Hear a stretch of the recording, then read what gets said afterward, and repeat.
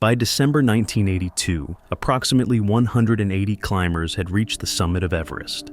It had been nearly 30 years since Sir Edmund Hillary and Tenzing Norgay first stood on top of the world in 1953, and since then, expeditions had gradually chipped away at the impossible. Stronger teams, better equipment, improved strategies. Step by step, Everest was being conquered, but it remained a deadly endeavor.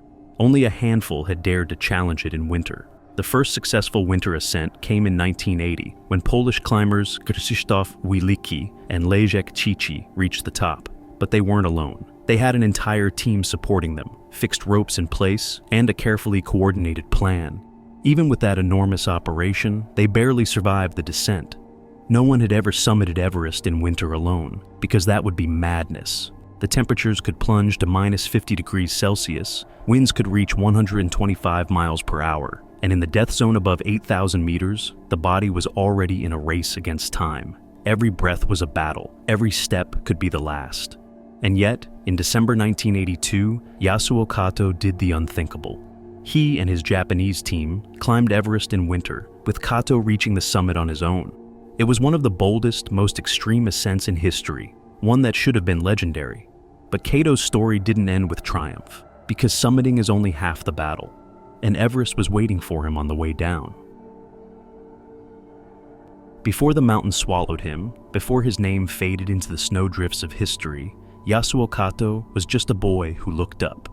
Born in 1949 in Japan, Kato grew up in a country still rebuilding from war. Cities swelled and industries boomed, but he was drawn to something different, something wilder: the mountains.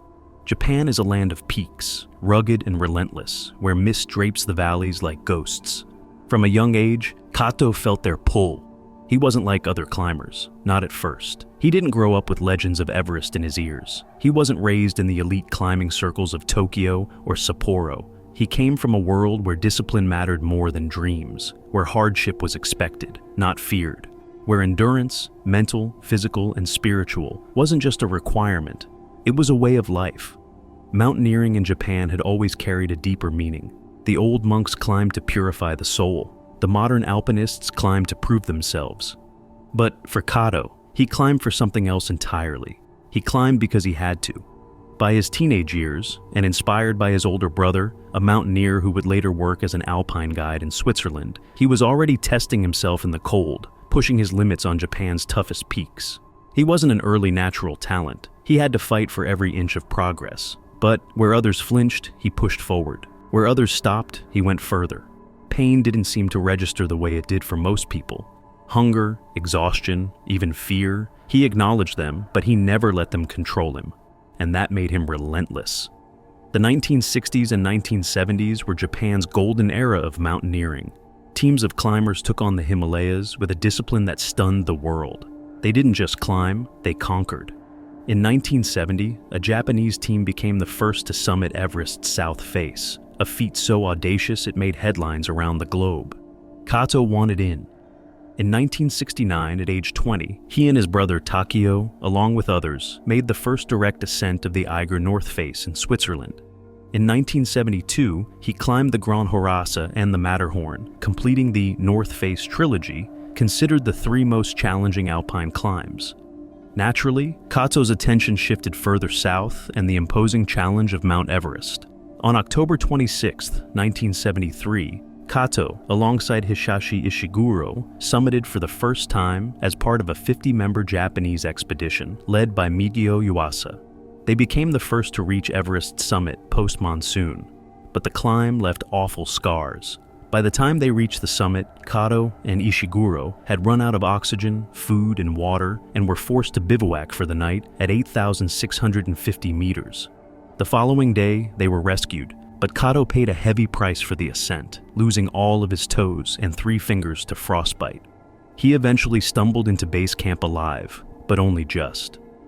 On May 3, 1980, he reached Everest's summit again via the Northeast Ridge, becoming the first person to climb Everest from both Nepal and Tibet. As with his previous ascent, it was far from straightforward.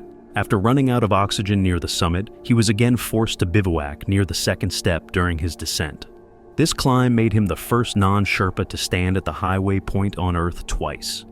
Yet, like the itch that never disappears, an idea was brewing in Kato's mind. He wanted to strip Everest down to its bones. He wanted to take on the mountain when it was at its most vicious, its most merciless. He wanted to conquer the beast in winter. At the time, the idea was almost unthinkable. Even the best teams struggled to survive Everest's winter wrath. The temperatures alone could kill a man in minutes. The winds ripped tents from the ice, sending them into the abyss. The air, already deathly thin in summer, became an executioner's grip in winter. But Kato didn't see it as impossible. He saw it as the ultimate test. The first successful winter ascent by a Polish team in 1980 was an expedition of monstrous proportions. They had massive team support, oxygen supplies, and calculated strategies. Even then, only 2 men, Leszek Cichy and Krzysztof Wielicki, made it to the top and barely survived the descent. But Kato wanted to do it alone. By the time Yasuo Kato embarked on his winter expedition in December 1982, Mount Everest had already witnessed a series of tragic fatalities that year. In May, Marty Hoey, who would have become the first American female to scale Everest, plunged to her death in Great Couloir after a harness malfunction. Just 2 days later, British climbers Peter Boardman and Joe Tasker vanished on the Northeast Ridge during an ambitious attempt to pioneer a new route along the unclimbed pinnacles. While Boardman's body was discovered years later, Tasker's is still unrecovered. The late summer months proved equally fatal. On August 31st, 3 Sherpas working for a Canadian expedition were killed during an avalanche. Tragedy struck the same expedition 2 days later on September 2nd, when Canadian climber Blair Griffiths was killed by falling ice. September 27th saw the death of Lakpa Tshering, a member of a Spanish expedition, who succumbed to an internal hemorrhage at approximately 6,770 meters. Tragedy struck again on October 14th, when Noma Dorje, another Nepalese climber, fell to his death near 8,300 meters on the West Ridge. As Kato and his team prepared for their ascent, they were undoubtedly aware of these recent tragedies. The mountain had already claimed 9 lives that year. Mount Everest was a perilous place at the best of times, and winter was the very worst time to be on the mountain. Undeterred, Kato and his team pressed on. The locals at base camp called it madness. Even the Sherpas, hardened by a lifetime in the Himalayas, looked at Kato and his team with unease. Everest in winter is a different mountain. The temperatures drop to minus 40 degrees Celsius, cold enough to turn exposed flesh black with frostbite in minutes. The winds tee across the slopes at over 100 miles per hour, strong enough to hurl climbers off the mountain. But Kato wasn't interested in warnings. Even breathing was an act of survival. Above 8,000 meters in the death zone, the human body begins dying. Cells starve, the brain slows, and the muscles eat themselves for energy. Yasuo Kato's team was as strong as it was determined. Joining him on this expedition were 6 Japanese climbers and 2 Sherpas, a group of hardened mountaineers, each prepared to take on Everest at its most merciless. Their progress was relentless. 10 days after reaching base camp, they had already established Camp 2 at 6,650 meters. Meanwhile, a French team with its own winter summit ambitions abandoned their attempt, intimidated by the notoriously unstable Khumbu icefall. Kato and his men dismissed it as nothing more than a little Serac collapse, pressing forward undeterred. They reached Camp 3 on the southeast ridge on December 18th. The team was moving fast, capitalizing on small weather windows, pushing higher with every passing day. But this was not a siege-style ascent. Kato had something else in mind. On December 22nd, he advanced alone to the base of the South Col, preparing for a solo summit attempt. He believed that every few weeks, the jet stream lifted just enough to allow for a brief, deceptive calm. If he could time it right, he could snatch a summit before Everest closed its grip again. His plan was simple: push fast, push light, and rely on a small window of luck. The mountain had other ideas. At 8,100 meters, the wind came roaring back, ripping through the ridge at 60 miles per hour, temperatures plunging to minus 40 degrees Celsius. His radio froze, his body barely clung to balance, and the thin air crushed him with every step. He had no choice.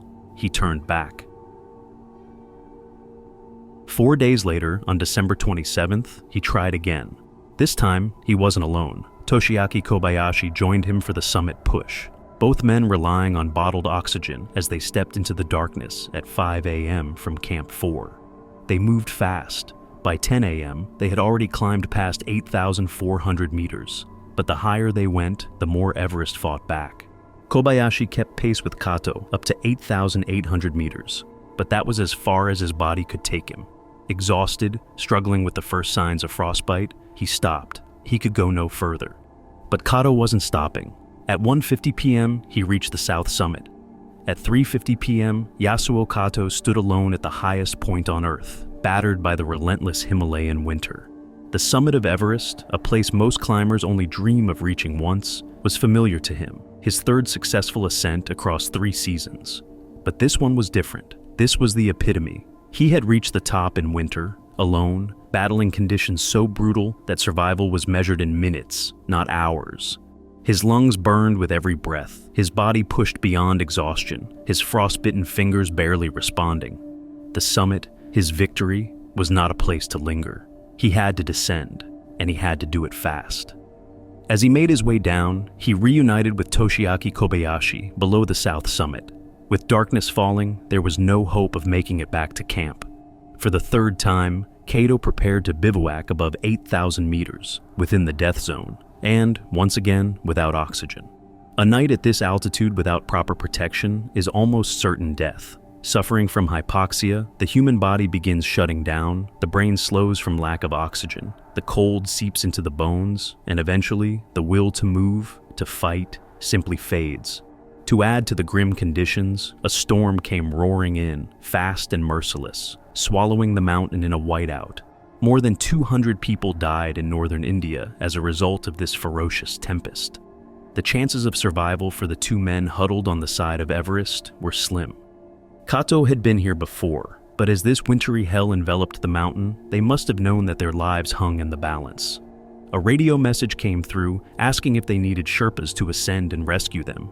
But Kato, in his typical confident style, responded, "No, rescue won't be necessary," he insisted. "You don't have to send them. Both of us are well, and we've got a good bivouac. I'll call you tomorrow at 7 a.m. Good night." No one knows what happened next. There was no final call for help. All that's known is that Yasuo Kato and Toshiaki Kobayashi never made it back to camp. The following morning, Sherpas battled their way up to where the 2 men should have been, but found no trace of them. No bodies, no equipment. It was as if they had never even been there. The ice was brittle, and the wind was strong enough to knock a man off his feet. They could have slipped, tumbling down the slopes toward the Kangshung face or the South Col. Some suggested that digging an ice cave would have been impossible, so they probably huddled within the small tent Kato had carried up.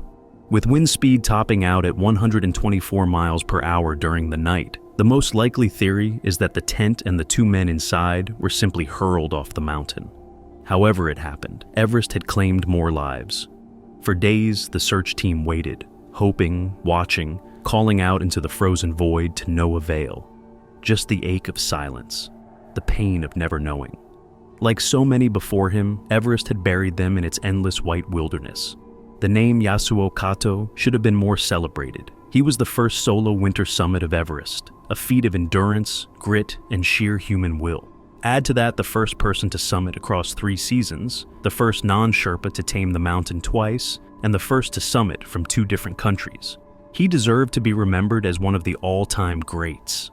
Yet, while his legend has become engraved within the climbing community, he has never been fully recognized by the wider public. There was no heroic return, no interviews, no stories of triumph, just the quiet truth that he had given everything to the mountain and it had taken him in return.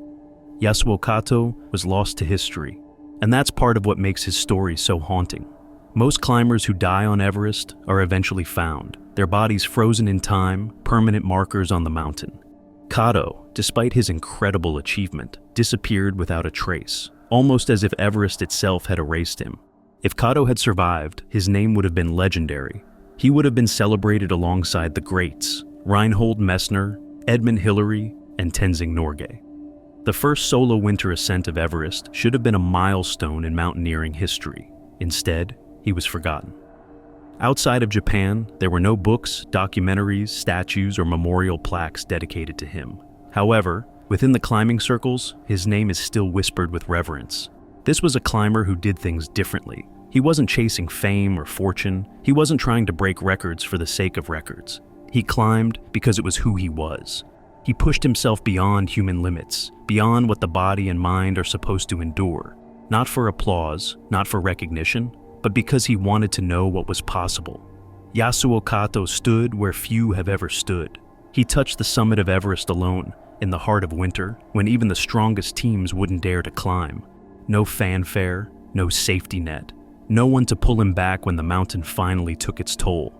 Yasuo Kato had done the impossible. He had led his team into Everest's deadliest season, reached the top alone, and proved once again that he was one of the toughest mountaineers the world had ever seen. But Everest does not reward strength, resilience, or ambition. It does not care how far a climber is willing to push themselves.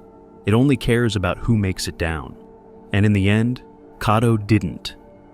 His story is one of obsession, endurance, and the razor-thin line between triumph and tragedy. Though his name may not be known to the world, the mountain remembers him. Somewhere, buried deep in the ice and rock of Everest, Yasuo Kato still remains, a legendary climber who faced down the beast and conquered it, but ultimately paid the highest price.